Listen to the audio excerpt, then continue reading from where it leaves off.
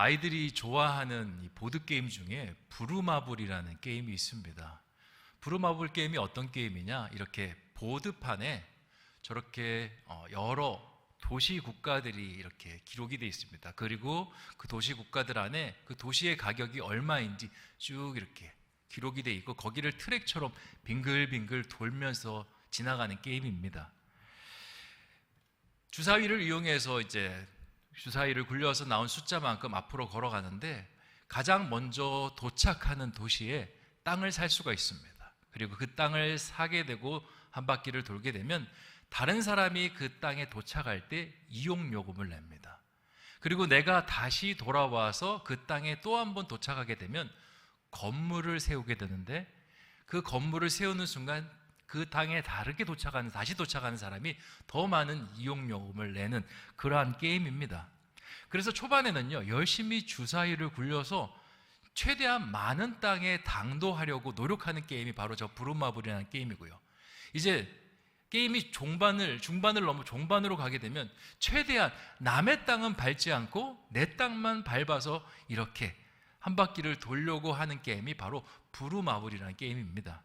이 부루마블 게임에요, 아주 특별한 장소가 있습니다. 저 밑에 아래쪽에 무인도라는 장소가 있는데요, 이 장소는 어떤 장소냐면 한번 갇히게 되면 3회 동안 움직이지를 못합니다. 3번 다른 사람들이 빙글빙글 돌면서 땅을 사는 동안 나는 거기에 계속 갇혀 있어야 되는 그런 곳입니다. 이곳에 갇히는 것 좋은 일이겠습니까? 안 좋은 일이겠습니까? 안 좋은 일이죠. 왜냐하면 남들이 다 움직일 때 나는 멈춰 있어야 되니까 그렇습니다. 그런데 이 게임의 초반에 이 부루마블 그 무인도에 갇혀 있으면 굉장히 안 좋은데요, 이것이 좋아지는 타이밍이 있습니다. 언제냐? 이제 땅들을 다 사고 내 땅만 골라뛰면서 가야 되는데 그게 쉽습니까? 쉽지 않죠. 그러니까 이 무인도에 걸리면 아싸 하는 겁니다. 왜냐하면 여기서 그냥 남들이 도는 동안 3번 갇혀 있으면 되기 때문에 그러합니다.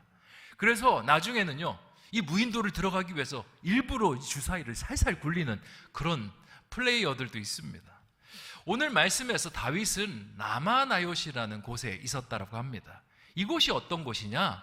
바로 영적인 무인도와 같은 곳입니다. 내가 인생에서 잘 나갈 때는요, 이곳에 들어오는 것이 영 불편한 일일 수 없습니다. 그런데 내 인생에서 어려움이 있고 위기가 있을 때 이곳에 들어가면요, 이곳은 너무나 은혜롭고 성령 충만한 곳이 되는 곳입니다. 아주 묘하고 아주 특별한 곳입니다. 다윗은 라마나에서 올 때 인생이 승승장구하던 때였습니다. 그러니까 이 라마나에서 오는 일이 좋은 일이겠습니까? 안 좋은 일이겠습니까? 안 좋은 일입니다. 불편스러운 일입니다. 다윗은 승승장구하면서 사람들의 이목을 집중시키고 있었습니다. 골리앗과 싸워서 승리를 했고요, 그리고 블레셋과 전투를 하면서 연승을 하고 있었습니다. 사람들은 사울은 천천히요 다윗은 만만히로다 소리 지르면서 앞으로 이 이스라엘을 이끌 만한 장군으로서 이 다윗을 보고 있었습니다. 그런데 이 다윗이 어느 순간 라마나요시라는 무인도에 들어오게 됐습니다. 라마나요스에서 온 다윗은요, 할 수 있는 게 기도밖에 없었습니다. 무슨 기도냐면 하나님 저의 생명을 살려주시옵소서라는 기도였습니다. 무슨 일이 있었느냐? 이 다윗을 사울이 죽이려고 하는 것입니다. 승승장구하니까 꼴 보기 싫은 겁니다. 그래서 이 다윗을 죽이면 내 명예가 계속 살아날 것이고 내 왕국이 건사할 것이라는 생각을 가지고 이 다윗을 어떻게 해서든 죽이려고 합니다. 다윗이 이 사울의 죽임을 받아서 라마나요스로 들어왔을 때 다윗은요, 자신이 어떤 존재인 것을 뼈저리 깨닫는 시간을 갖습니다. 자신은 이스라엘 안에서 대단한 존재라고 생각했는데 이 사울에게 쫓기니까요, 아무것도 아닌 존재입니다. 그냥 사울은 왕이고 자기는 별 볼 일 없는 사람입니다. 사람들이 조금 이끼 끈다 할지라도 저 사울이 나를 미워하는 순간 나는 그냥 죽은 목숨과 그냥 별반 차이가 없습니다. 사람들이 그렇게 나를 곽강하면서 좋아하지만 내가 도움의 손길을 내밀자 사람들이요 다 외면합니다. 요즘 말로 손절이라는 말이 있죠. 다 이게 관계를 끊어버리는 겁니다. 왜 그렇게 합니까? 괜히 다윗과 같이 관계를 맺었다가 불똥이 나에게도 튈까봐 다윗의 관계를 끊어버리는 겁니다. 인기 있는 사람인 줄 아는데 한 번에 초라해지는 사람이 되고 맙니다. 결국 갈 곳을 찾다가 갈 곳이 없어서 가게 되는 곳이 어디냐? 라마나옳. 거기에는 사무엘이 있는 곳이고, 사무엘은 자신을 기름 부어 세웠으니 자기를 그래도 어떻게 해서든 받아주겠지 하면서 들어간 곳입니다. 라마나옳으로 오는 것이 다윗에게는 불행일 수 있지만요, 라마나옳에서 일어난 일들을 보면 여기는 다윗에게 은혜인 곳입니다. 왜냐? 이 라마나옳이라는 곳은요, 하나님의 임재가 있는 곳입니다. 거기 안에서 이 선지 생도들이 하나님을 만나서 예언하는 곳이었고, 심지어 사울이 그 안에 들어왔어도 그 성령의 임재 때문에 하나님의 예언을 같이 따라서 하던 그런 놀라운 역사가 일어나는 곳이었습니다. 사람은요, 세상적으로 잘 나가기 시작하면 하나님을 잊어버리기가 아주 쉬워집니다. 우리도 그렇지 않습니까? 뭔가 일이 잘 풀리고 세상에서 뭔가 사람들이 좋아해 주면요, 하나님이 잘 생각나지 않습니다. 왜 그러냐? 하나님보다 더 중요한 가치관들이 하나 둘씩 위로 쌓이기 때문에 그렇습니다. 다윗도 마찬가지였습니다. 하나님을 섬기면서 골리앗과 싸우고 이겨나갔는데 어느 순간 그의 눈이 하나님을 보기는 것이 아니라 사람들을 보기 시작하는 겁니다. 점점 마음속에 하나님의 그림, 이미지가 점점 작아지기 시작하는 겁니다. 그래서 하나님께서 일부러 다윗을요, 라마나옳으로 부르신 겁니다. 다윗, 네가 아무리 사람들이 좋아하고 잘 나간다 할지라도 그 마음속에 하나님이 없으면 안 돼 라고 말씀하시는 겁니다. 사무엘 상서 하서를 보면 다윗이 인생에서 교만할 때쯤은 되면 하나님께서 이 라마나옳을 다윗에게 허락하십니다. 왕이 되고 나서 이제 자신의 마음대로 할 수 있다라는 교만이 들어왔을 때 밧세바 사건을 통해서 하나님은 라마나옳으로 그를 부르십니다. 그리고는 처절하게 거기서 통에 자복하게 하시고 다시 하나님의 사람으로 올라서게 그를 만들어 가십니다. 뿐만 아니라 압살롬이 자신을 반역했을 때 그 상태를 보면 다윗은요, 공의와 정의를 잃어버렸습니다. 자신의 맏아들이라고 해서 암논을 용서해주고 압살롬을 버리고 그런 일들을 막 자행하다가 결국에는 그 압살롬에게 뒤통수를 맞게 됩니다. 쫓겨나갑니다. 쫓겨나가서 광야에서 라마나옳의 시간을 보냅니다. 그리고는 어떻게 됩니까? 처절히 자신의 과오를 뉘우친 다음에 하나님 앞에 이야기합니다. 하나님, 다시 제가 이스라엘 왕이 되면 공의와 정의를 행하는 왕이 되겠습니다. 그렇게 하고 돌아오게 되는 겁니다. 우리의 인생에서도요, 하나님께서 라마나옳의 시간을 허락하실 때가 있습니다. 뭔가 잘 되던 일이 갑자기 제동이 걸립니다. 아니, 제동이 걸릴 만한 상황이 아닌데 딱 브레이크가 밟혀지게 됩니다. 분명히 내가 늘 만나던 거래처인데 그 거래처가 갑자기 나에게 다른 방식으로 대하고요, 나와의 관계를 끊어버립니다. 늘 나에게 믿음직스러운 아들이었고 딸이었는데 공부도 열심히 잘하고 미래가 정말 촉망되는 그런 아이였는데 갑자기 사춘기를 겪으면서 삐딱해지기 시작합니다. 건강했던 내 육체가 어느 순간 사고로 인해서, 질병으로 인해서 한없이 약해집니다. 내 이 건강이 70, 80 계속될 줄 알았는데 너무 약해져서 바로 1년 전보다는 완전히 다른 그러한 연약한 육체로 떨어지게 됩니다. 이러한 상황들을 만나면요, 사람은요, 불행하다고 느낍니다. 그리고 입에서 누가 시키지도 않았는데 자연스럽게 짜증나. 왜 나에겐 이런 일이 벌어지는 거지? 나는 왜 이런 일들이 삶 속에서 생겨서 나를 힘들게 하는 거지? 이런 마음속에 불평, 불만, 여러 가지 부정적인 것들이 한꺼번에 쏟아 나오기 시작합니다. 그리고 그것이 지속되면서 마음은요, 계속 강팍해지고 닫혀져 나갑니다. 그런데 그 시간만 보면 거기가 참 불행하고 힘든 시간인데요, 그 시간 속에서 우리의 행동들을 보면 그 시간들은 은혜의 시간입니다. 여러분, 언제 하나님을 찾으셨습니까? 여러분, 언제 내가 하나님의 임재 속에 있느냐 없느냐를 그것을 관찰하는 시간을 두셨습니까? 잘 나갈 때요? 잘 나갈 땐 그렇지 않습니다. 어렵고 힘들고 내가 아무것도 내 힘으로 할 수 없다라고 느끼는 그 시점에 우리는 하나님을 찾습니다. 하나님 없이는 저는 살아갈 수 없습니다. 하나님 없이는 내가 자녀를 기를 수가 없나이다. 하나님 없이는 하루도 이 생명 건강 가지고 살아갈 수 없나이다. 주님, 나를 도와주시옵소서. 그래서 그 무인도와 같은 라마나요의 시간은요, 우리에게 축복의 시간인 것입니다. 왜냐? 너무 빨리 달리다 보니까 주님과 잡고 있던 손이 끊어졌습니다. 그리고는 라마나요에서 떡하니 움직이지 못하니까 뒤에 따라오시던 주님을 다시 만나고 다시 손을 붙잡을 수 있는 시간이 바로 그 시간이기 때문입니다.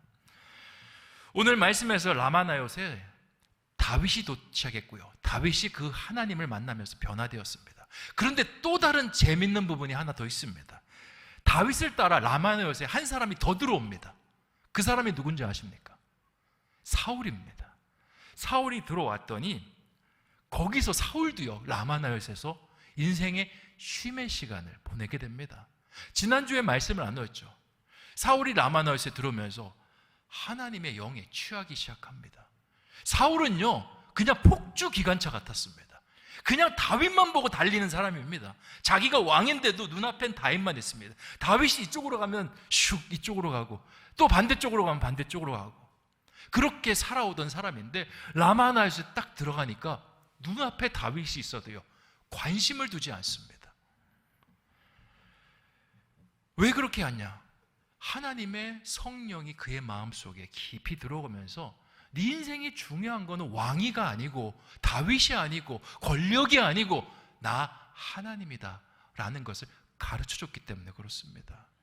그러니까 거기서 누워서 자신의 왕복, 그렇게 지키려고 했던 왕복이 벗겨짐에도 불구하고 거기서 하루 종일 하나님을 찬양하고 예언하는 일에 심취했던 것입니다.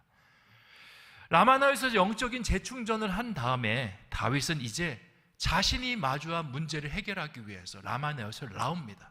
근데 라마나요를 들어갈 때랑 나올 때 분위기가 사뭇 다릅니다. 들어갈 때는요, 정신없고 선택지가 이것밖에 없어서 들어간 곳인데 나오고 나니까요, 마음의 담대함과 용기가 채워집니다. 당장 왕궁으로 돌아갑니다. 그리고는 요나단을 불러냅니다. 사무엘상 20장 1절 말씀을 같이 한번 읽어보도록 하겠습니다. 시작. 다윗이 라마나요에서 도망하여 요나단에게 이르되 내가 무엇을 하였으며 내 죄악이 무엇이며 내 아버지 앞에서 내 죄가 무엇이기에 그가 내 생명을 찾느냐. 아멘. 자신의 친구이면서 사울의 아들이면서 왕자인 요나단을 불러냅니다. 그리고는 요나단한테 따집니다. 아니, 내가 무엇을 했기에 당신의 아버지가 나를 죽이려고 합니까? 내 죄악이 도대체 뭡니까? 뭐 때문에 나를 그렇게 내 생명을 찾으려고 합니까? 저는 도저히 모르겠습니다. 제가 모르는 죄악이 혹시 있을 수 있으니 왕자이신 요나단이시여 나의 죄악을 좀 말씀해 주시옵소서. 그렇게 이야기를 합니다. 요나단이 이야기를 듣다가 쩔쩔맵니다. 아니야, 다윗, 너는 잘못한 것이 없어. 너는 죽을 만한 죄를 저지른 것이 없어. 그러니 아버지가 너를 죽이는 건 말도 안 돼. 아버지가 너를 죽이려고 하지 않으셔. 그냥 화가 나서 그러시는 거야. 이 사울을 변호합니다. 요나단은 굉장히 난감한 입장에 있었습니다. 이 다윗은 친구이고, 그리고 사울은 아버지이지 않습니까? 둘이서 갈등하는 게 이 사람에게는 굉장히 불편한 일이 될 수밖에 없습니다. 그래서 쩔쩔매면서 이 둘 사이를 봉합하려고 애를 씁니다.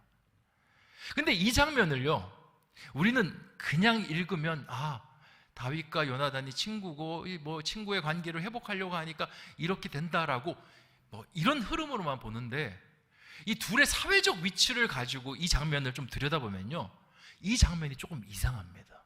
뭐가 이상하냐? 사실 다윗은 요나단에게 이렇게 따질 만한 위치가 아닙니다. 왜냐?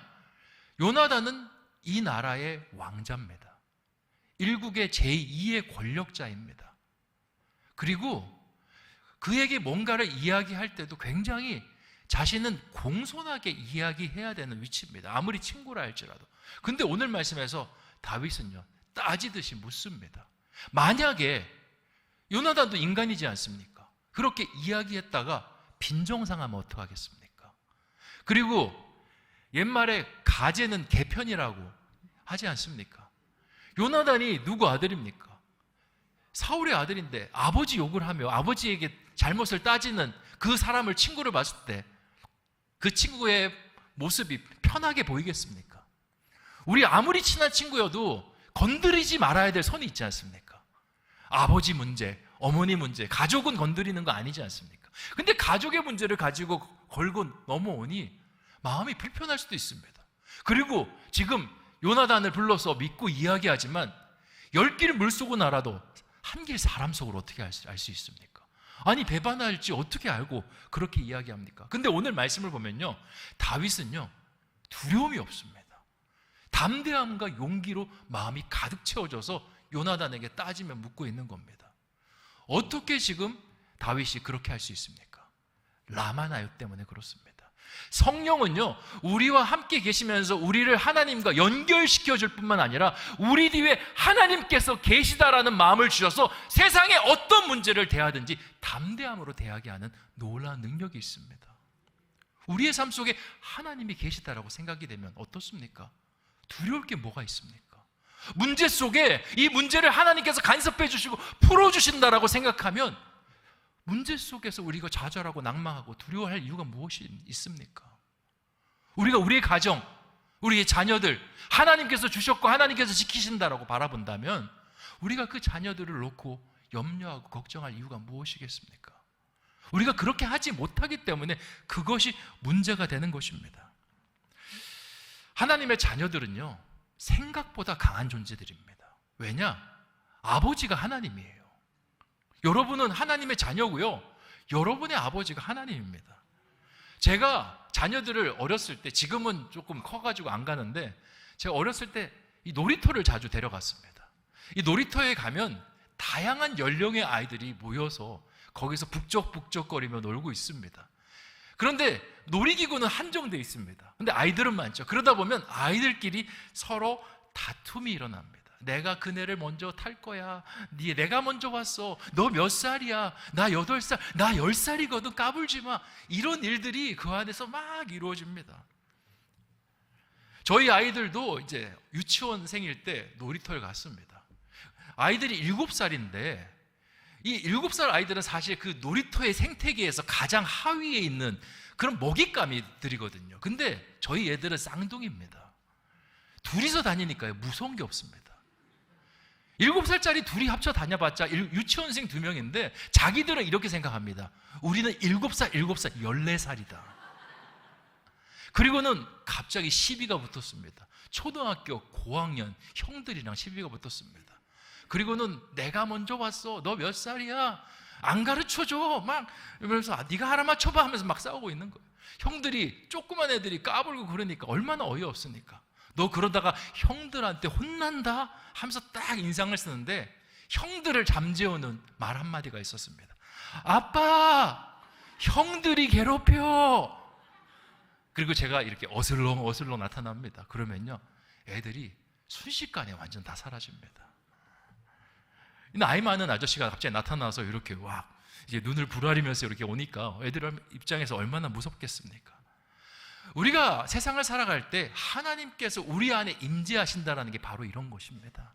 하나님께서 우리 가운데 임재하셔서 아버지처럼 문제를 만져주시고 풀어주시고 도와주시고 하시기도 하지만 이 옆에 계신 것 자체만 해도 우리에게 용기와 담대함이 됩니다. 봐봐, 우리 아빠 여기 있어. 우리 하나님 여기 있어. 나를 가장 사랑하시고 세상에서 무서울 것이 없는 하나님이 나와 함께 계시는데 내가 누구를 두려워하며 무엇을 두려워하리요? 그렇게 나아가는 겁니다.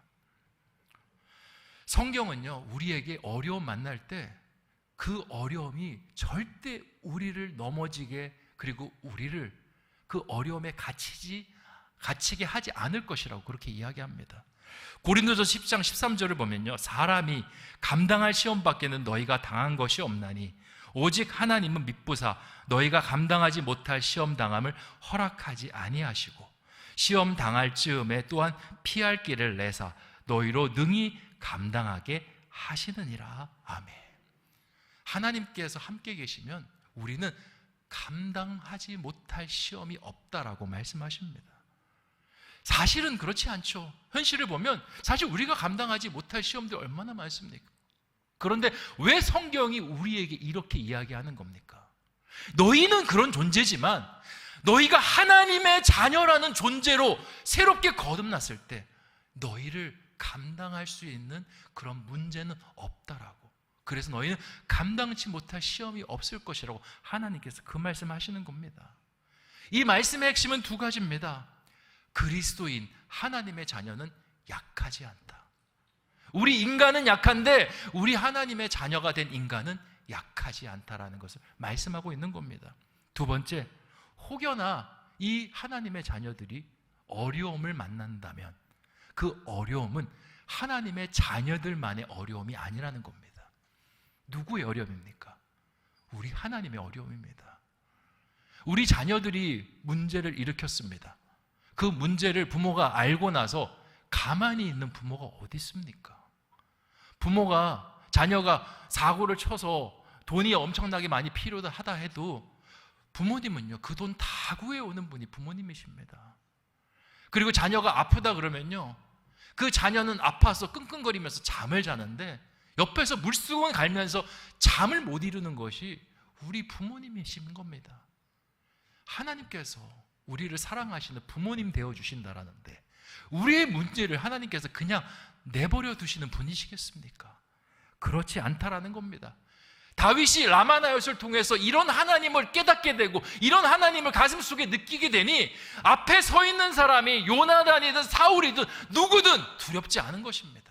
당당하게 선포하는 것입니다. 믿음으로 선언하는 것입니다. 그리고 4절에 요나단은요, 다윗에게 오히려 물어봅니다. 이 문제를 오면 어떻게 해결할 수 있습니까? 자기가 왕이고요, 과거의 왕들은 재판관 역할까지도 했던 사람입니다. 근데 오히려 이 재판을 다윗에게 넘깁니다. 너무 당당하고 너무 하나님께서 역사하시는 것이 그 앞에서 보이니까 이 문제를 어떻게 해결했으면 좋겠습니까? 라고 재판관의 자리를 넘기고 있는 겁니다. 4절에 이 다윗이요, 한 가지 묘책을 이야기합니다. 같이 한번 읽어보겠습니다. 시작. 요나단이 다윗에게 이르되 내 마음의 소원이 무엇이든지 내가 너를 위하여 그것을 이루리라. 이제 요나단이 이제 그렇게 물어보니까 5절과 7절에서 한 가지 방책을 이야기합니다. 내일이 초하루 날인데, 초하루 날인 것은 이제 한 달의 첫 시작하는 날을 이야기합니다. 우리가 세달 축복 기도회를 드리죠. 그 세달 축복 기도회가 초하루 예배에서, 절기에서 시작된 겁니다. 내일 이 세달 축복 기도가 있는데 우리 이스라엘 내에서는 이 세달 축복 기도의 초하루가 되면 온 가족이 저녁에 둘러앉아서 식사를 하게 돼. 그때 내가 자리를 비울게. 그러면 분명히 요나단 너에게 사울이 물어볼 거야. 다윗이 어디 갔느냐고. 그래서 내가 아버지 베들레헴에 급한 용무가 있어서 그 아버지 집에 일을 보러 갔다라고 이야기를 전해주렴. 그럴 때 그 이야기를 듣고 이 사울이 그냥 그러려니 하고 넘어가면 그 마음속에 나를 죽이려는 마음이 없는 것이고, 그 마음이 갑자기 분노를 하면서 나를 찾고 왜 아버지 집에 그렇게 가게 놔두었냐라고 막 불가같이 화를 내면 분명히 그의 마음속에 죽이려는 마음이 있으니 네가 그것을 이야기하고 상황을 보고 나한테 알려달라고 그렇게 이야기합니다. 요나단이 들으니까 너무 합리적이고 너무 맞는 말인 겁니다. 그래, 내가 그렇게 하겠노라. 둘이서 약조를 하고 이제 초하루 식사로 들어갑니다. 결과가 어떻게 됐겠습니까? 성경을 좀 읽으셔야 될 것 같습니다. 결과는요, 제가 사무엘상 20장 29절에서 30절까지 말씀을 읽어보겠습니다. 이르되 원하건대 나에게 가게 하라. 우리 가족이 이 성읍에서 제사할 일이 있으므로 나의 형이 내게 오기를 명령하였으니 내가 내게 사랑을 받거든 내가 가서 내 형들을 보게 하라 하였으므로. 이게 뭐냐면 다윗이 요나단에게 이렇게 너희 아버지한테 이야기하라는 겁니다. 형들이 불러서 집안에 일이 있어서 이렇게 갔고 여차저차 했다. 그래서 왕의 식사 자리에 오지 아니하였나이다. 이렇게 답을 넣습니다. 그랬더니 사울이 반응이 30절에 기록이 되어 있는데 같이 한번 읽어보겠습니다. 시작. 사울이 요나단에게 화를 내며 그에게 이르되 패역 무도한 계집의 소생아, 내가 이새의 아들을 택한 것이 내 수치와 내 어머니의 벌거벗은 수치됨을 내가 어찌 알지 못하야. 아멘. 사울이요 불과 같이 화를 냅니다. 다윗에게 화를 내는 게 아니에요. 누구한테 화를 냅니까? 요나단한테 화를 내는 거예요. 그리고 뭐라고 하냐면 아들인데, 자기 아들인데 폐역무도한 계집의 소생아라고 이야기합니다. 아니 누가 자기 아들한테 이렇게 이야기합니까? 이렇게 욕하는 건요 옆에 있는 부인도 지금 약간 관계가 쌓여지는 욕입니다. 왜냐? 그 계집이 누굽니까? 어머니잖아요. 가족 전체가 쌓여질 수 있는 건데 이 사울이요 참지 못하고 분노를 다 표현하는 겁니다. 요나단이 여기서 참았어야 되는데 다윗을 거둡니다. 아버지, 다윗이 도대체 뭔 잘못을 했길래 이렇게 불과 같이 화를 냅니까? 왜 그를 그렇게 못 죽여서 안달이십니까? 그랬더니 이 사울이요 이게 미쳤구나 하면서 창을 가지고 와서 잡고는 요나단을 향해서 던져 죽이려고 합니다. 지금 자신의 앞에 자신의 친아들이 서 있는데도 눈에 보이지 않습니다. 다윗을 어떻게 놔주고 다윗을 어떻게 옹호할 수 있느냐라고 생각하면서 이 가족끼리 비극까지 벌이려고 하는 이 사울의 모습이 나타나 있습니다. 사울이요 이전의 모습보다 더 심해졌습니다. 더 악해졌습니다. 더 정신적으로 이상한 모습을 이 가운데 보이고 있습니다. 사울이 도대체 왜 이런 모습을 보이고 있을까요? 이유는요 라마나옅 때문입니다. 무슨 말이냐? 사울이 라마나옅에 갔을 때 마음에 있던 모든 악한 것들이 성령을 통해서 다 쫓겨나갔습니다. 그래서 하나님으로 채워졌죠. 그러니까 예언을 할 수 있는 겁니다. 다윗도 안 쫓고요. 근데 그 라마나옅에서 나온 다음에 이 사울이 마음속에 성령으로 계속 채워야 되는데 채우지 않고 나온 겁니다. 그랬더니 이전보다 더 심한 악신들이 그 사울 안으로 들어가게 된 것입니다. 이것에 대한 말씀이 마태복음 12장 43절 45절에 기록이 되어 있는데 제가 읽어보겠습니다.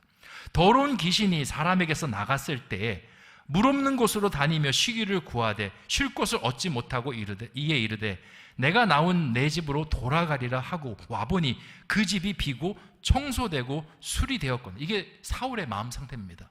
라마나옅을 나온 직후 이에 가서 저보다 더 악한 몇 명의 귀신인가요? 7. 귀신 7을 데리고 들어가서 거하니 그 사람의 나중 형편이 전보다 어떻게 되었다라고? 더욱 심하게 되느니라. 이 악한 세대가 또한 이렇게 되니라. 사울이요 이상해진 이유가 바로 여기 있는 겁니다. 하나님께서 마음을 청소해 주셔서 그 마음에 선한 것을 채우면 다시 하나님과의 관계가 회복이 되고 더 이상 다윗을 쫓는 그런 인생이 안 될 수가 있는데 그렇지 않았습니다. 나와서 똑같이 예전처럼 살아가는 겁니다. 그러니까 악한 사탄이 경향성이 있는 겁니다. 한 번 빼앗긴 자리를 더 이상 빼앗기고 싶지 않아서 전보다 훨씬 7이나 되는 귀신을 들어와서 그 마음을 어지럽히는 겁니다. 우리에게 가르쳐주는 교훈이 있습니다. 우리가 하나님께서 때로는 라마나옅으로 허락하십니다. 라마나옅으로 허락하시는 것은 우리를 하나님을 생각하는 시간, 하나님의 임재를 느끼게 하는 시간, 그리고 하나님과 연결되고 동행하게 하는 시간인데 우리가 그 시간만 딱 누리고 다시 원래대로 돌아가면요 그냥 원래대로의 돌아간 모습으로 끝나는 것이 아니라 훨씬 더 피폐하고 영적으로 무너진 모습으로 우리가 망가질 수 있음을 성경이 우리에게 경고하고 있는 것입니다. 제가 목회를 하면서 정말 자주 느끼는 건데 모태신앙과요 신앙의 1세대와 좀 많이 신앙의 형태나 삶이 다른 것을 발견하게 됩니다. 모태신앙들은요 제가 이렇게 신방을 하면요 별로 기도도 안 하고 별로 열심으로 신앙생활도 안 하는데 되게 잘 돼 있어요 삶이. 그리고 하는 일마다 기도 응답이 어떻게 그렇게 잘 되는지 모릅니다. 어떤 분은 그러시더라고요. 목사님 제가 이렇게 기도 안 하는데 하나님 이렇게 축복 주시는데 제가 기도해야 되지 않을까요? 역으로 물어보시더라고요. 당연히 기도하셔야죠. 지금은 부모님 기도 덕분에 잘 되는 겁니다. 집사님은 이렇게 부모님 덕분에 잘 돼서 복 받고 살지만 우리 자녀들도 그 복을 받아 누려야 되지 않겠습니까? 그렇죠 목사님. 나오겠습니다. 그리고는 한 달 동안 더 안 나오시더라고요. 그래도 잘 됩니다. 왜냐하면 이 모태신앙들은요, 선조들이 부어주신 그 믿음의 그 은혜들이 있어서 너무 은혜가 충만합니다. 그런데 이 신앙의 1세대는요, 정말 믿음의 뜨거움이 있고 하나님을 정말 누구보다도 신실하게 정말 뜨겁게 만나고 살아가는데 삶 속에서 계속 어려움이 끊이지 않습니다. 목사님, 하나님 믿으면 축복받고 은혜가 충만하다면서요. 근데 왜 내 삶은 그렇지 않습니까? 왜 그런 줄 아십니까? 사단은요, 한 번 자기 사람이 된 사람을 쉽게 놓아주려고 하지 않기 때문에 그렇습니다. 한 번 점령한 사람은 어떻게 해서든 내 것으로 만들려고 하기 때문에 그 1세대들을 흔들어 놓습니다. 그래서 우리 신앙의 1세대 중에서 내가 좀 삶의 어려움을 겪고 위기를 겪는 분들, 좌절하거나 낭망하지 않으셨으면 좋겠습니다. 제대로 된 방향으로 가고 있는 겁니다. 나는 힘들지만 그렇게 사단과의 유혹 속에서 내가 싸워서 이겨내면요, 내 다음 세대들, 내 다다음 세대들의 삶이 훨씬 더 풍성하고 은혜로워질 수가 있는 것입니다. 오늘 사울은요, 하나님의 은혜를 입었습니다. 자기가 의도하든 의도하지 않든 다윗을 쫓아갔다가 하나님을 만났습니다. 하나님께서 그를 한 번 더 기회를 주신 것입니다. 그런데 그는 그 기회를 그냥 날려버렸습니다. 그리고는 훨씬 더 망가지는 모습을 보였습니다. 하나님께서 우리의 삶 속에 항상 라마나요스의 시간을 허락하십니다. 어쩌면 여러분이 이 자리에 나와 있는 것, 하나님께서 여러분에게 라마나요스의 시간, 하나님과 연결되고 하나님과 동행하게 하기 위해서 여러분에게 은혜의 자리를 배설하셨다라고 생각하십니다. 그렇다면 이 자리에 와서 하나님과 연결되고 매일의 삶 속에 하나님으로 채워나가는 그러한 은혜가 있으면 어떨까요? 그런 은혜로 채워나가면요, 여러분의 삶이 다윗의 삶이 될 수가 있습니다. 점점점 하나님의 은혜가 충만해서 하나님이 이루시는 아름다운 왕국의 축복, 그걸로 끝나지 않지 않습니까? 내가 너를 축복하는 것으로 성에 앉혀서 네 자손의 자손의 네 가문을 축복하겠노라 하나님 말씀하시지 않았습니까? 그 복을 받아 누리는 우리 신성의 교우들이 되셨으면 좋겠고요. 저는 사울이 한 명도 없었으면 좋겠습니다. 은혜 받은 것 때문에 오히려 그것이 사단에게 경계를 주고 미움을 줘서 내 안의 삶이 더 피폐해지고 더 영적으로 무너지는 그러한 일들이 없고 오로지 영적으로만 세워지는 그런 복된 사람들 되시기를 주님의 이름으로 축원드립니다. 기도하겠습니다. 좋으신 아버지 하나님, 오늘 라마나요스를 떠난 뒤라는 말씀을 같이 나누게 하시니 참으로 감사합니다. 라마나요스는 아주 특별한 장소입니다. 실패해서 들어간 장소이기도 하며 또 실패로 들어갔을 때 오히려 은혜로 나오는 장소이기도 합니다. 하나님께서 우리에게 하나님을 바라보는 것이 약해지고 믿음이 흔들리고 세상에 대한 관심도가 높아졌을 때 하나님은 라마나요스를 허락하십니다. 제발 나 좀 보라라는 하나님의 부르심이십니다. 우리가 그 하나님의 부르심을 듣고 하나님과 발맞추어 하나님과 붙잡고 하나님과 동행하는 우리가 되게 하여 주시옵소서. 그리고 라마나요스를 나왔을 때 하나님, 다시는 이 손을 놓지 않겠습니다. 그렇게 걸어가는 우리가 되게 하여 주시옵소서. 사울의 모습을 봅니다. 사울은 그렇게 하지 않았습니다. 그러니까 더 삶이 처량해지고 더 악한 세력들이 그 하나님과의 손만 끊어지기를 기다리면서 그를 괴롭혔습니다. 하나님, 우리의 삶이 다윗의 축복된 삶이 되게 하여 주시고 사울의 삶에는 미련하고 멀어지는 우리가 되게 하여 주시옵소서. 감사를 드리오며 모든 말씀 예수님의 이름으로 기도하옵나이다. 아멘.